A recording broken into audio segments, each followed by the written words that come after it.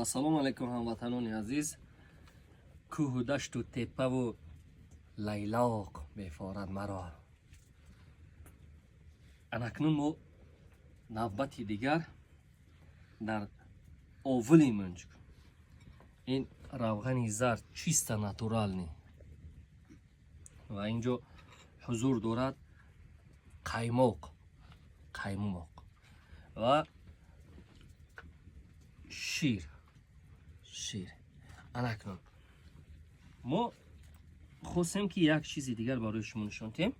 انا اینه که چنونه که تکرار کرده بودیم خودرکی این با درجه به مزه هست که داخلش پر از شیر و از روغن زرد و در قالب بمانند در اشتون میپزم. اینا نگاه کنید. بسم الله الرحمن الرحیم. اکنون من خواستم یک چیزی زور شما نشون دهم. این همه روغن زرده در کاسه شیر میمونیم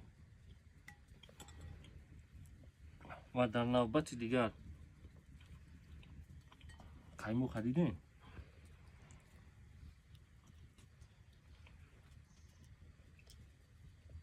ریزه میکنیم. خیر نیم دست بکن قطعی یک بار دست پاک میکنیم. اول نگاه کنید رنگش چی خیلی شد. دیدین رنگش چی خیلی شد.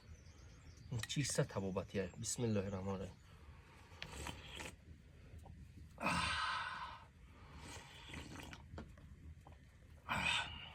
همه دردمندی ها از وجودت دور میشوند. این حالت ها تنها در دهات دیده میشود. مریم گل خب کن بچم. این حالت ها تنها در دهات دیده میشود. در مقابل ها اکنون باز برای خوبتر و خوشتر شدن با مزه‌تر و راحت کردن از اینمی خودرکی ریزه میکنیم. در این خودرکی ریزه میکنیم.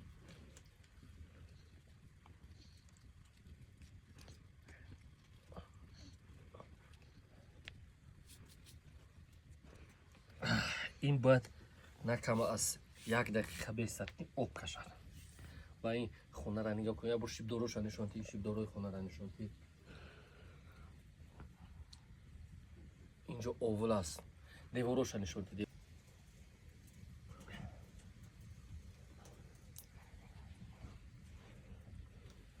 اکنون برادرای عزیز اکنون نگاه کنید که رنگش چی شده. اینو نگاه کنید. بسم الله الرحمن الرحیم.